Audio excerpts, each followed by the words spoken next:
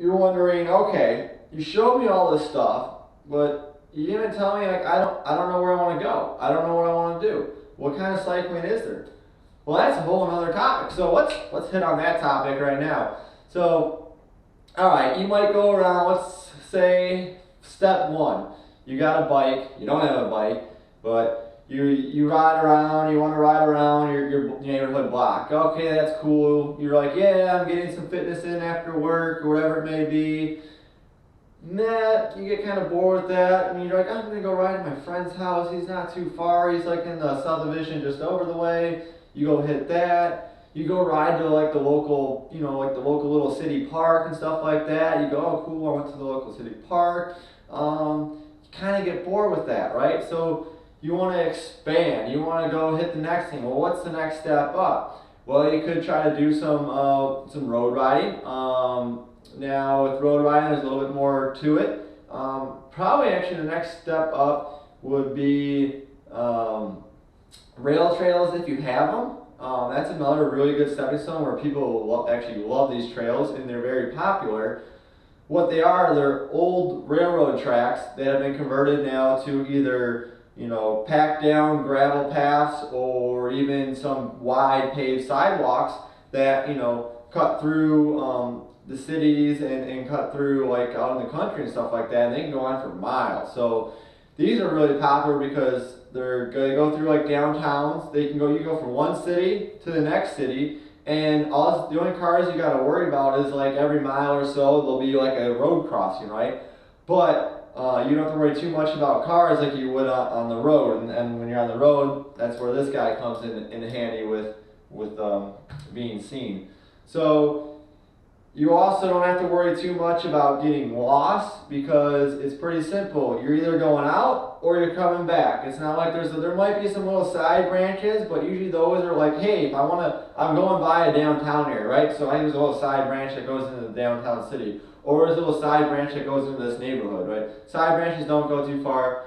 You really can't get lost. You know the main path. There's also a lot of people on them. There'll be runners, there'll be joggers, there'll be, moms with strollers just getting out, getting some exercise. So, whatever you want to do, you can hit those trails up and you can just go ride. They're flat, they're easy, they can be very scenic. So that'll be a great next step up. On top of that, if you want to get out and you want to start doing more, I'm going to say road riding or even dirt road riding, this you can get away from the city more. You can get more miles in. But with road riding, you want to find kind of like, you got to find the smoother roads. You got to find a better route where there's less traffic. Your local bike shop will definitely be able to help you out with, what roads in the area are good to bike on. You can also try looking at, like your apps, like there's a mountain bike project app out there, there's like a Strava app. You can explore and see where a lot of people ride. Same thing with dirt roads, local bike shops, around here we got tons of dirt roads, so those you can be really scenic and really beautiful because you'll come over a hill and all of a sudden you're just looking at farmland, like to the left of you, to the right of me, you're pretty much all over. You're in the middle of nowhere. Sometimes the only car or vehicle or whatever you want to call it that I've seen on a 30 plus mile dirt road ride was a farm tractor. Yeah, a combine. Yep, those you got to be kind of careful passing because they're pretty big. So anyways, but those are a step up from the rail trails, and what makes them a big step up is there's a lot more hills. So you kind of have to go up some steep hills a lot of times, but a lot of times those hills can be rewarding because now you got a downhill, right? You can zoom on down the hills and stuff like that, which can be really fun. So highly recommend getting out there, going exploring some dirt roads, going exploring the roads, and bringing up exploring.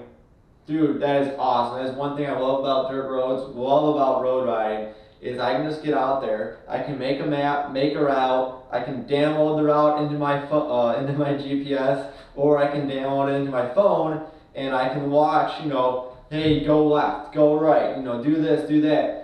And by doing that and coming up with a new route or trying different routes weekly, I'm like, I know the area is so much better, and there's times where I'll come to an intersection, I'll be like, holy cow, I'm here, I'm at this intersection, like, blows my mind, right? Like, wow, would not have thought I was in this area, but now I know like this connects to that. It's kind of mind tripping for me, maybe not for you, but it's pretty cool to see, how all these roads intertwine, and you may end up starting expanding, and going, further and further, and the next thing you know, you're doing 60-mile dirt road rides. Also with dirt road rides and road rides is try to get someone to go with you. It's always more fun than being by yourself, and there's a lot of group rides. So once again, go to your local bike shop. A lot of times they'll have maps. Sometimes they'll have group rides and say, hey, every Tuesday, we get together at 6 p.m. We start at either the bike shop or we start at this location, maybe this school, and we go out and we ride these roads, and we ride in a pack. So if you're on a road, you're more visible to cars and stuff like that. You don't have to worry about getting lost. You can challenge yourself more because now you're riding with all these other people. Some rides are like what they call a no drop ride. So you don't have to worry about getting dropped and then everyone just taking off because you can't keep that pace.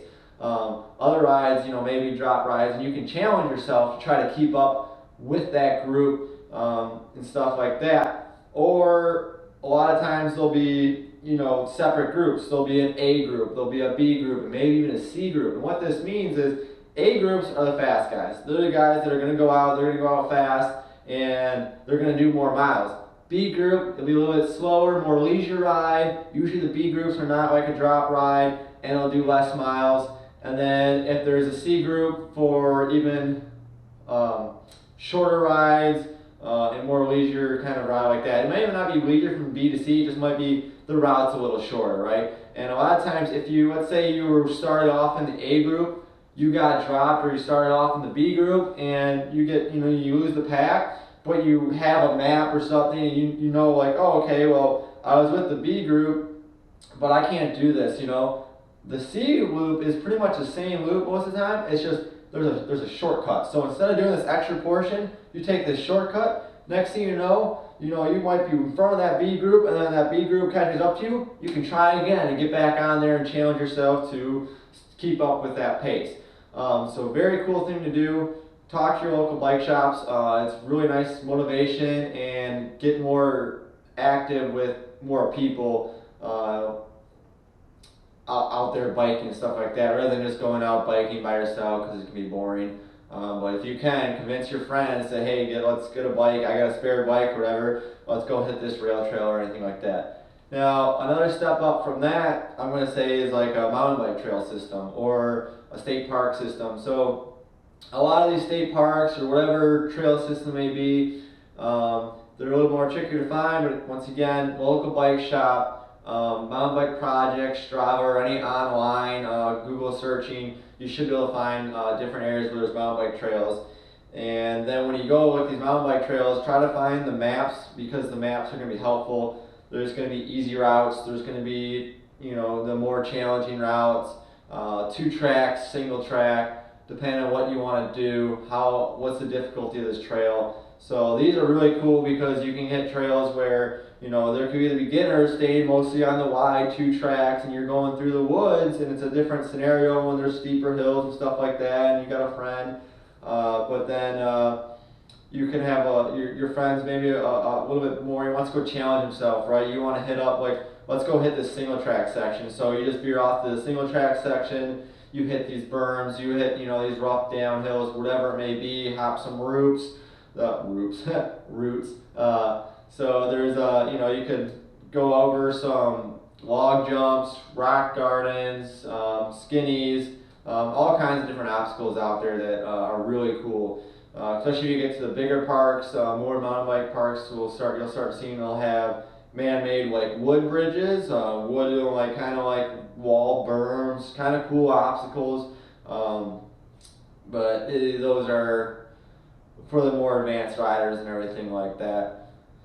So that would be the next step up. And then if you really wanted to take it further, you can push yourself as hard as you want in there, but to get motivated and want to start challenging your friends, before it used to be I'd go out to the trail, I have my little watch on, I start my trailhead and I go rip a lap as fast as I can, and I stop it at the end and I tell my buddies, dude, I just did a 45-minute Pontiac Lake, man, you can't beat my time, like it's sick, bro, and like I used to brag about it, and then like, they go hit it and they'd be like, yeah, well you're lying, or my watch says I did it in 43. It's like, oh come on, no way you did it in 43. You didn't start and stop it correctly, yada yada. Well, now if you get Strava, awesome motivation tool. So it's an app you can use for your phone, or for your, like if you have a Garmin, you can go online and load your Garmin data to it. And what it does is it records like your GPS. Well, these record your GPS, or if you have the app, it records your GPS. It shows you your ride, it shows you like your speed, your average speed, your elevation. If you have a heart rate sensor or anything like that, it can go to that. What's really cool is it will start and stop your time automatically from one point to the next. So if you want to challenge your friend, you got something to back it up, right? Because you can go to the website, you can go, look, I'm the 10th fastest person of all time to do this trail with the Strava app. And it's a very popular app. People use it all the time. So you'll go do your lap time and you may think you're the shit, right? Because you beat your friend's best time. And then you're like, wow, there's 50 more people that have beaten my time around this loop. So it's a really cool thing to do, because then you can really get motivated. It's like, all right, that's my best time. Like, because you're not only competing against everyone, you're kind of competing against yourself. And you can go, okay, I got to beat my time, right? And you can go out there and you can actually see, okay, I was faster the first half, but then something happened in the second half. Oh, maybe I got too tired or something like that. So you can kind of analyze it more. Really cool, powerful tool. And it's one thing that actually really got me back into mountain biking was, because now I can go, I want to beat my time, and even if it's 3 seconds, I beat it, right? All right. So definitely a cool thing to do, and to really help motivate yourself to go faster, try new things, and improve yourself. The next step would be, let's say you actually feel like, yeah, you're badass, right? You want to go, challenge yourself, and you want to do a race. Talk to your local bike shop, what's around you, but you're kind of nervous, you don't know what you need. Don't be nervous, there might be a sign-up fee, it very depends on the race and stuff like that. Usually you get a group to go with you. It's really helpful if you have someone else. Maybe ask the bike shop, is anyone going to this? Because maybe someone from your bike shop's going to that same race, and they'll help you out, where you need to go for sign-up, things like that. Or even when you're there and you don't know anyone, I'm in a new place, I'm like, hey, does anyone know where to sign up? What do I need to do? You're going to need like I said, you're going to need a helmet, you're going to need your water bottle. A lot of times you get free water bottles there. But, so, 20 to like $50 sometimes. It really depends on the race. You go to the really big races, you're going to see that they're going to have a lot larger costs, kind of thing like that. But usually the small local races, if you're just starting out, aren't going to be too expensive. Usually, sometimes if you're doing like a beginner class, it's discounted pricing and pretty cheap. So definitely that is another area where, it's one thing to say, hey, yeah, I'm like top 10 on Strava on all these segments. I'm badass, or I'm a king of the mountain on Strava. I'm number one kind of thing. But then you go out to a race and it's like a whole different ballgame. Can you back up what what you're putting down and bragging about, kind of thing? So hopefully you do, and definitely recommend trying that out. So those are all the different types of riding you can try to do. Obviously there's kind of like some other stuff, like whether you're going for like racing, mountain biking, where it's more cross country versus downhill, or free riding or whatever. Whole different genre. I'm not going to get too much into that. So this is basically just what you want to go and do. So hopefully that helps you out with different things you can do on a bike and where you might be able to go. And any other questions you have, just leave any comments.